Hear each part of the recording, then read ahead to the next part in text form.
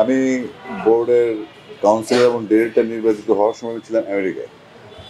আমি গতকালকে দেশে আসছি। আসার পরে দেখলাম যে অলরেডি লেট, এই জন্য আজকে সকালে চলে আসছি। কারণ এই মাঠের সাথে সম্পর্ক বহুদিনের, 2003-4 সাল থেকে। মাঠে গেলাম, দেখলাম, ঘুরলাম। যেহেতু একটা দায়িত্বে আসছি, আমার মনে হয় দেরি করা উচিত ওখানে চলে আসছি। আর দর্শক আমরা ছোটবেলা ছিলাম, তারপর খেলেছি, তারপর আবার দর্শক, এখন কাজে আসছি। তো দর্শক তো সবসময়, যখনই বাংলাদেশ খেলবে ক্রিকেট, আমরা বাংলাদেশ যখন টেস্ট স্টার্ট হলো তখন আমরা West Indies, Pakistan, West Indies, India দেখার জন্য ডিসেন্টারনেশনাল লাইনগুলো তারা দেখলাম। এখন একটা সুযোগ আসছে কাজ করার। আর ভেরি ইম্পর্টেন্ট জায়গা, যেটা এজ লেভেল, খুব গুরুত্বপূর্ণ জায়গা। এবং এই দায়িত্বটা পাওয়াতে আমার মনে হচ্ছে যে আমার আসলে অনেকদিন পরে একটা কাজ পাইলাম, চাকরি একটা বেটার, বাচ্চাদের নিয়ে কাজ করার সুযোগ, যেটা বাংলাদেশের জন্য খুব দরকার। আমি এটা নিয়ে কথা বলেছি আমাদের এক্স ক্রিয়েটর, এক্স কোচেস এবং বিভিন্ন একাডেমি, বিভিন্ন জেলায় যারা আছে। তো এখানে তিনটা এফেক্ট কাজ করে। এটা হচ্ছে অ্যাফিলিয়েশন, যারা খেলে ডিস্ট্রিক্ট লিগগুলো, সেখানে কোয়ালিফাইং নেই, কোনো রেলিগেশন নেই, আবার উত্থানও নেই। তারপরে আসে স্কুল ক্রিকেট কিংবা কলেজ ক্রিকেট, যদি অনিয়মিত অনির্মাণ স্কুল হয় মাঝে মধ্যে, সেক্ষেত্রে আমরা একাডেমিগুলো, যেগুলো প্রাইভেটলি ক্লিনিকগুলো চালায়, তাদের মধ্যে একটা একাডেমি কাপ করার চিন্তা করছে, যেখানে কোনো বাধা থাকবে না, কোনো স্কুল অ্যাফিলিয়েশন থাকবে না। যারা ওপেনলি, যেসব কোচেসরা ক্লিনিক চালায় বিভিন্ন ডিস্ট্রিক্টে, 8টা-10টা ক্লিনিক করতে জেলায় আছে, এবং তারা নিজেদের উদ্যোগে কাজটা করে। তাদেরকে মেন স্ট্রিম আনতে পারলে আমরা অটোমেটিক একটা, আসলে আমলাতান্ত্রিক যেটা লাল ফিতা, এটা ওইটা প্রোটোকলের বাইরে যে কাজগুলো করা যাবে সেগুলো লাগিয়ে শুরু করবো। হ্যাঁ, বুলবার সাথে কথা হয়েছে আমার। এবং যখন উনি বিসিবির চিফ হন আনঅফিসিয়ালি, আমি লাগিয়েছি বুলবার সাথে আমার একটা সময় অনেক বড় প্লেয়ার বুলবে, আমরা ছোটোখাটো প্লেয়ার, কিন্তু উল্টা দিয়ে ফেলেছে। বুলবা এক টিমে, আমি আরেক টিমে।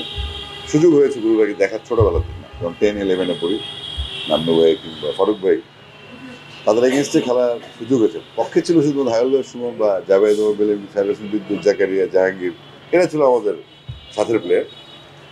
তো এখন তো ভালো জায়গা, ক্রিকেট বোর্ডের প্লেয়াররা পার্টিসিপেট করছে, রাজ্জাক আসছে, পাইলট আসছে। তো প্লেয়ারদের ইনভলভমেন্ট বাড়ছে, আস্তে আস্তে টেকনিক্যাল সাইডগুলো আমাদের উন্নত হবে, যেহেতু আমলাতান্ত্রিক ইস্যু থেকে বেরোয় প্লেয়াররা বোর্ডে আসতে চায়।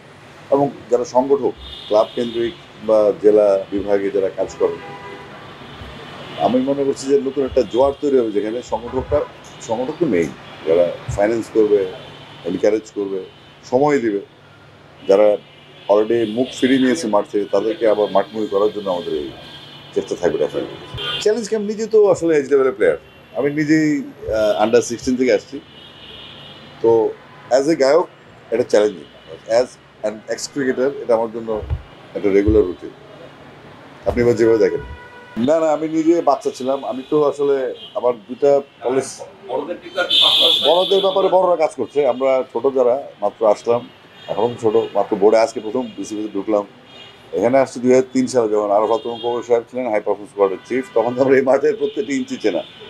এই মিরপুর মাঠে যখন সাউন্ড সিস্টেম প্রথম আমি ইমপ্লিমেন্ট করি এখানে, তো সুতরাং এটা অনেক ইস্যুস, হয়তো আল্লাহ তালা চাইছে যে এই ছেলেটা মাঠের লোক, তাকে মাঠে পাঠিয়ে দেয়।